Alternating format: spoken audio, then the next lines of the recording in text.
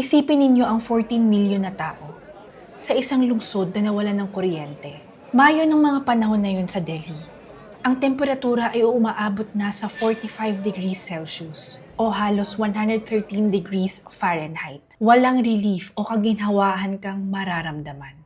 Walang hangin, walang ulan, walang pahinga mula sa kainitan. At sa mga pinakamahirap, pinakasiksik na kapitbahayan sa East Delhi, mga lugar tulad ng Ghaziabad, Noida, Shakarpur, Gandhinagar, wala ding kuryente. Rolling blackouts na tumatagal ng maraming oras. 8, 10, minsan nga buong gabi. Kaya ginagawa ng mga tao yung palagi na nilang pinapractice tuwing mainit sa Delhi. Kinakaladkad nila ang kanilang mga charpay o mga tradisyonal na higaan na gawa sa lubid at kahoy, katulad ng hammock bed, paakyat sa bubong. Natutulog sila sa ilalim ng bukas na langit. 10,000 pamilya sa 10,000 bubong, sa kadiliman, sa init, naghahanap ng ilang oras na tulog. At iyon ang simula ng mga sigaw. May nakakita ng isang bagay sa bubong, sa kadiliman ng gabi. Isang bagay na mabilis ang galaw. May mga matatalas na kuko. May nagliliwanag na pulang mga mata. Isang bagay na hindi tao. Kinabukasan ng umaga, kumalat na ang kwento sa buong kapitbahayan. Sa susunod ng gabi, nakikinig na ang buong lungsod tungkol dito. At sa katapusan ng 2 linggo, 3 tao ang namatay. Daan-daan ang sugatan. 3,000 armadong pulis ang nagpatrolya sa mga bubong ng Delhi. At isang 50,000 rupees ang gantimpalang inalok para sa pagdakip ng isang nilalang na bandang huli ay kinumpirma ng mga pulis na hindi totoo. Bago natin simulan ng kwento, kumuha ka na ng inumin mo. Meron akong kape dito.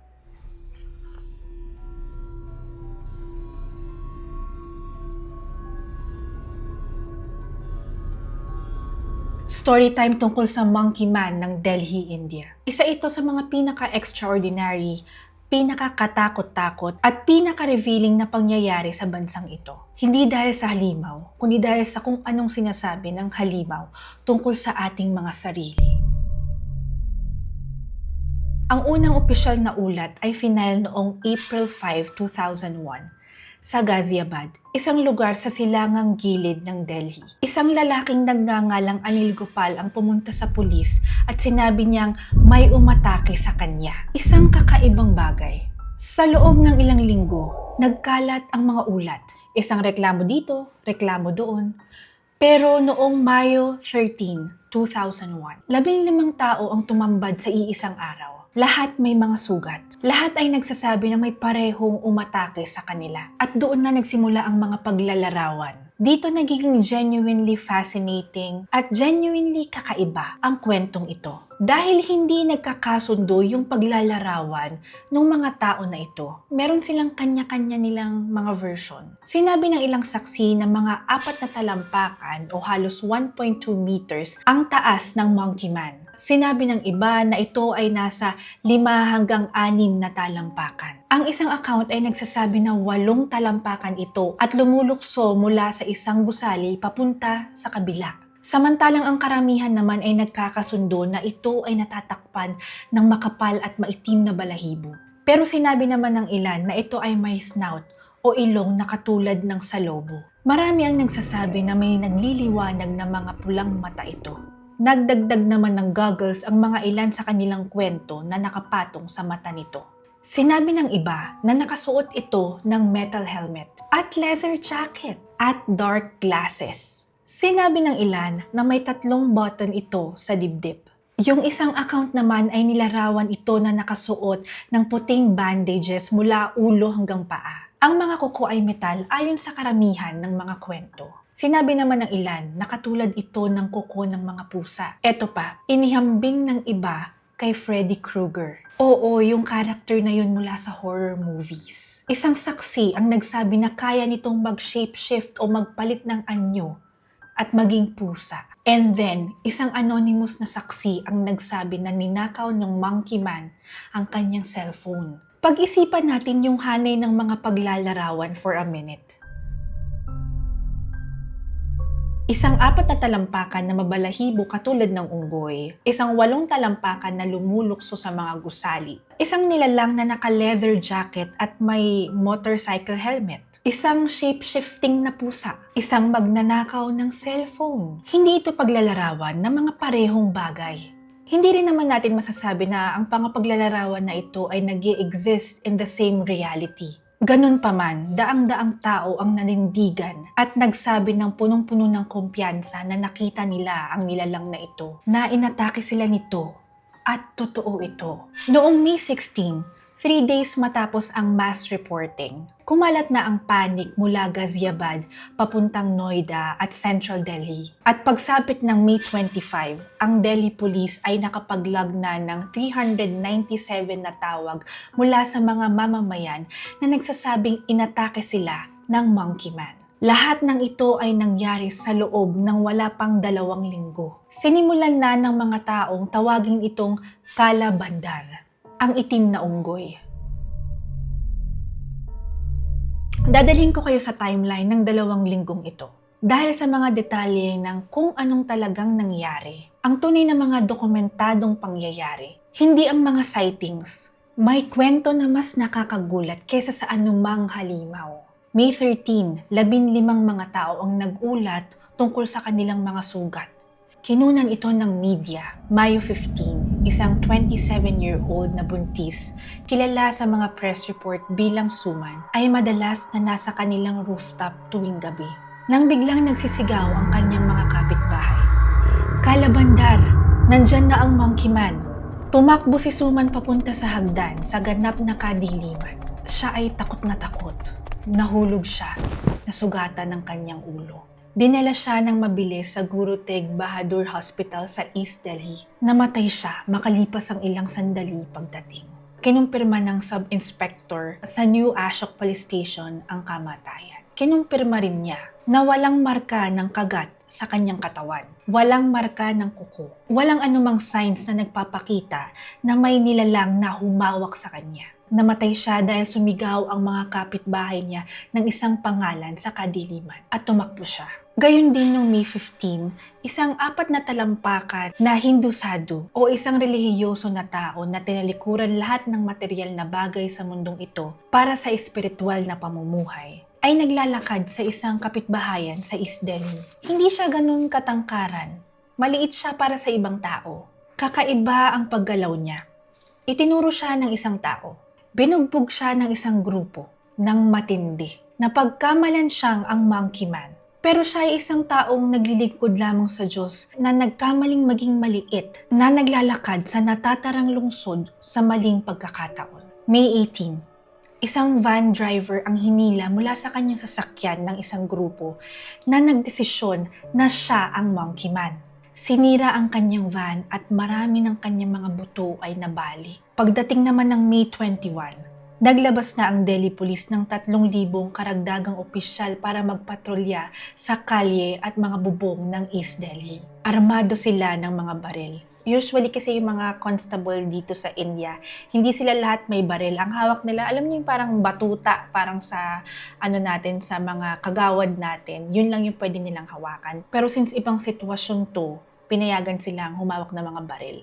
So again, armado sila ng mga baril, sakay ng mga motorsiklo, na may utos na barilin agad kung mahanap nila ang nilalang na ito. Isang espesyal na high-speed squad ang nilikha para specifically habulin ito. Nag-alok din ng pulis ng gantimpala na 50,000 rupees or around $1,000 noong mga panahon na yon para sa sino mang may impormasyon na makakatulong sa pagdakip ng Monkey Man. Para matulungan yung pagkilala ng nilalang, naglabas ang pulis ng 2 artist sketch batay sa mga paglalarawan ng mga saksi. Ang una ay nagpapakita ng isang maliit at mabalahibo na unggoy na may mahabang kuko at distinctive na buhok. Ang pangalawa, at gusto kong ipicture nyo ito, ay nagpapakita na kung i-describe ay isang cartoon na bipedal o lumalakad sa 2 paa na pusa na nakasuot ng uniforme at ng helmet. Ang gantimpala ay hindi kailanman na-claim. Ang mga sketch ay walang naitulong sa kahit na sino man. At ang Monkey Man ay hindi nahuli kahit kailanman. Dahil noong mga panahon na yon, sa katapusan ng Mayo, dumating na ang monsoon.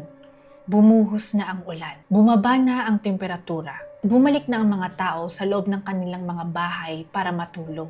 At ang Monkey Man ay bigla na lang din nawala. As if naglaho ito overnight, na para bang hindi ito nag-exist ever. Ni isa sa di umanong atake ay hindi kailanman nakumpirma. Wala ni isa sa 397 na mga nag-ulat sa pulis. Habang nagde-deploy ang Delhi Police ng 3,000 armadong opisyal para habulan ng isang bagay na hindi naman nag-e-exist, may ibang uri ng investigasyon ang naganap.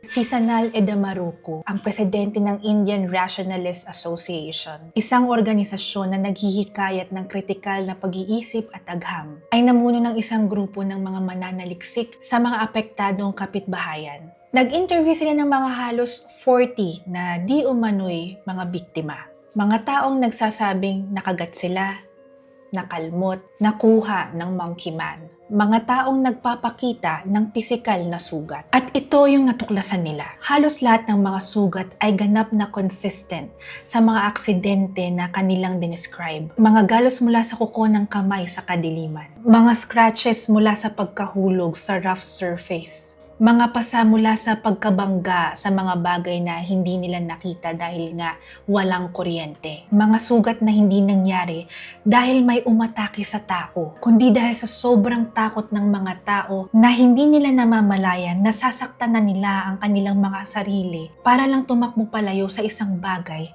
na hindi naman nag-e-exist. Separately, nag-publish ang Indian Journal of Medical Sciences ng isang peer-reviewed na pag-aaral o isang pag-aaral na sinuri ng ibang mga eksperto noong 2003 na nag-examine ng mga sugat ng mga biktima. Ang mga natuklasan nila ay malinaw. Sa lahat ng mga kaso na sinuri, ang uri, ang distribusyon at katangian ng mga sugat ay consistent sa aksidenteng sugat, hindi atake ng hayop, hindi assault ng anumang nilalang. Nabanggit sa pag-aaral na karamihan ng mga biktima ay mga adult na lalaki mula sa mabababang socio-economic background o mga mahihirap na pamilya na may mababang antas ng edukasyon. Ang mga insidente ay nangyari exclusively tuwing gabi, tuwing may power failure. Ang huling opisyal na ulat ng mga pulis inilabas noong June 19, 2001 ay nag-conclude ng mga sumusunod. Una,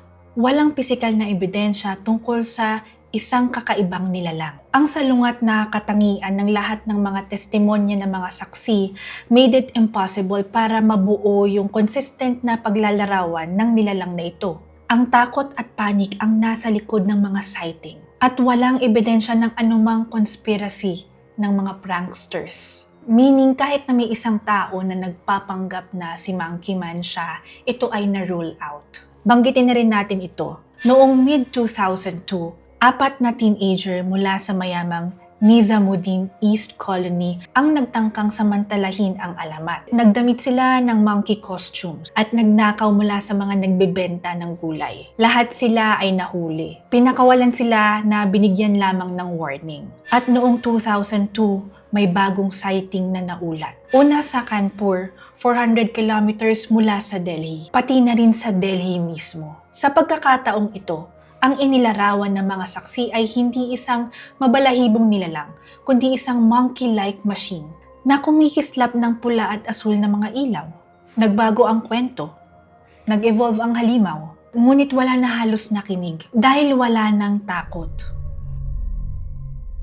Ang Monkey Man ng Delhi ay pinag-aaralan na ngayon sa buong mundo bilang isang textbook case. Ang mass sociogenic illness ay isang kababalaghan kung saan ang isang grupo ng mga tao, minsan daan-daan, minsan libo-libo, ay nagkakaroon ng tunay na pisikal na sintomas at tunay na paniniwala bilang tugon sa isang perceived na banta na wala namang pisikal na batayan. Yung mga signs ay tunay, ang takot ay tunay, ang mga sugat sa kasong ito ay tunay. Pero ang sanhi ay hindi ang pinaniniwalaan ng mga tao. Ito yung mga specific na combination or we can say ingredients ng kondisyon na lumikha ng Monkey Man.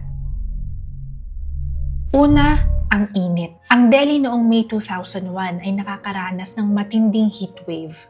Ang sleep deprivation ay isang kilalang trigger ng mataas na pagkabalisa. Maaaring nabawasan ang critical thinking ng mga tao that time. At mas madaling maapektuhan ng suggestion or mungkahi ng ibang tao. Kapag pagod ka na sa kadiliman, sa matinding init, hindi gumagana yung utak mo in the most rational way. Pangalawa, ang kadiliman.